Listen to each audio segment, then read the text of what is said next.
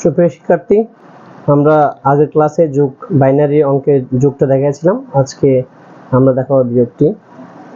বিয়োগের মধ্যে একটু ভালো করে খেয়াল করতে হবে, না হলে আমাদের এই অঙ্কগুলো অনেক শিক্ষার্থীরা আসলে ভুল করবে। আশা করি সহজে বুঝতে পারবে। দেখা যাক, আমাদের এখানে বাইনারি অঙ্কের বিয়োগের যে একটা রুলস রয়েছে সেটা আমাদের খেয়াল করতে হবে। 0 - 0 ইকুয়াল 0 হবে। 0 - 1 1 হবে, হাতে 1 থাকবে। এই জায়গায় কিন্তু আমাদের শিক্ষার্থীদের প্রবলেমটা কিন্তু আসলে এই জায়গায় হয়, আর কোথাও সমস্যা হয় না। আমি আবার বলছি, 0 - 1 1 হবে এবং হাতে থাকবে 1 1 - 0 ইকুয়াল 1 1 - 1 ইকুয়াল 0। আমাদের এই ফরম্যাট অনুসারে আমরা বাইনারি অঙ্কের বিয়োগ করব। শিক্ষার্থীরা, আমরা এখানে একটা বাইনারি অঙ্ক নিয়েছি। অঙ্কটা একটু খেয়াল করতে হবে। আমরা কিছুক্ষণ আগে ফর্মুলা দেখলাম যে ফর্মুলাটা আমাদের বেশি সমস্যা করে, সেটা 0 থেকে 1 বিয়োগ করলে 1 হয় এবং হাতে আবার 1 থাকে এইখানে। তাহলে শুরুতে আমাদের দেখা যাচ্ছে 0 থেকে 1 বিয়োগ করলে আমাদের কি হবে, আমাদের এই যে রুলস অনুসারে 0 থেকে 1 বিয়োগ করলে আমার 1 হবে। তাহলে 0 থেকে আমার 1 বিয়োগ করলে এখানে 1 হবে, হাতে আবার 1, হাতে যেটা 1 আছে এই 0 সাথে যোগ হয়ে যাবে। তাহলে 0 সাথে যোগ হয়, তাহলে 0 + 1 যেটা আমরা আগে শিখছিলাম, তাহলে কি হবে 1। তাহলে এই জায়গায় আমার মানটা কত হবে 1। তাহলে আবার 1 থেকে যদি আমরা 1 বিয়োগ করি, এই যে আমাদের এই ফরম্যাট, 1 থেকে যদি আমরা 1 বিয়োগ করি আমার আনসারটা কি হবে 0 হবে। তাহলে আমরা এখানে ধরবো যে এই মানটা হাতে যে 1 ছিল সেটা, তাহলে 1 থেকে 1 বিয়োগ করলে কি হবে আমার আনসারে 0 হবে।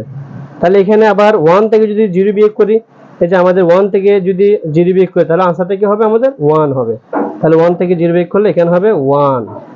আবার এখানে যদি আমরা 1 থেকে যদি 1 বিয়োগ করি শিক্ষার্থীরা, তাহলে আমরা এখান থেকে যদি 1 থেকে 0 বিয়োগ করি, এই যে 1 থেকে যদি 0 বিয়োগ করি তাহলে আমার আনসারটা কি হবে 1 হবে। এই যে 1 থেকে 0 বিয়োগ করলে 1 হলো।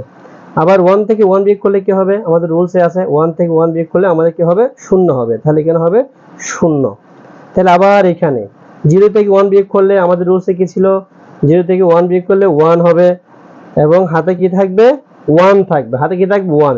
এই 1টা যদি আমরা এই জায়গায় হয়, অর্থাৎ এই জায়গায় হয়, তাহলে 1 থেকে যদি 1 বিয়োগ করি, 1 থেকে যদি 1 বিয়োগ করি কি হবে 0।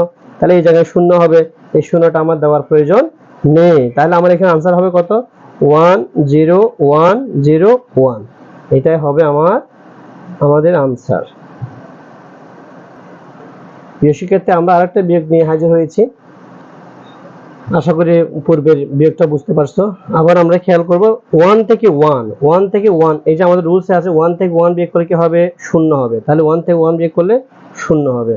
আবার এখানে আছে 1 থেকে 0 বিয়োগ করব, অর্থাৎ 1 থেকে আমরা 0 বিয়োগ করলে কত হবে, আমার 1 থেকে 0 বিয়োগ করলে 1 হবে। তাহলে আমার 1 থেকে 0 বিয়োগ করলে এখানে 1 হবে।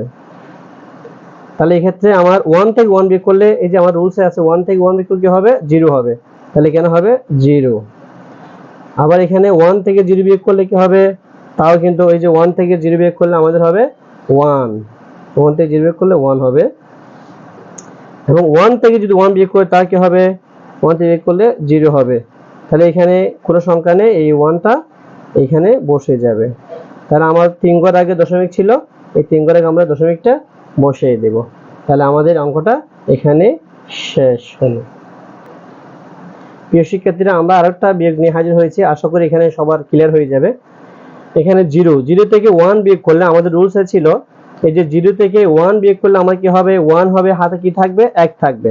তাহলে 0 থেকে আমরা 1 বিয়োগ করলে 1 হবে, হাতে কি থাকবে 1 মানে এই 1টা কিন্তু এই শূন্যের সাথে চলে আসবে, এইখানে চলে আসবে এখানে। তাহলে আবার 1 থেকে যদি 1 বিয়োগ করে আমার কি হবে 0 হবে। 1 থেকে 1 বিয়োগ কি হবে 0 হবে। আবার এখানে 1 থেকে 1 বিয়োগ করলে কি হবে 0 হবে। আবার এখানে 0 থেকে 1 বিয়োগ করলে আমাদের রুলসে ছিল যে 0 থেকে 1 বিয়োগ করলে কি হবে 1 হবে।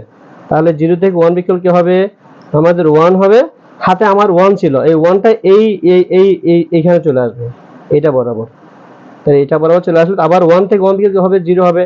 তাহলে 0টা আমার দেওয়ার দরকার নেই। তাহলে এটা হচ্ছে আমাদের আনসার। আশা করি প্রিয় শিক্ষার্থীরা সবাই খুব সহজে বুঝতে পারছো। আর এরকম মজার অঙ্ক পেতে আমাদের চ্যানেলের সাথে থাকবে, এবং কোনো যদি বুঝতে অসুবিধা হয় অবশ্যই কমেন্টের মাধ্যমে জানাতে পারবে। আর আমাদের যদি অঙ্কগুলো তোমাদের কোনো উপকারে আসে কিংবা সহজে বুঝতে পারো, অবশ্যই আমার এই চ্যানেলকে সাবস্ক্রাইব করে পাশে থাকবে। ধন্যবাদ সকলকে।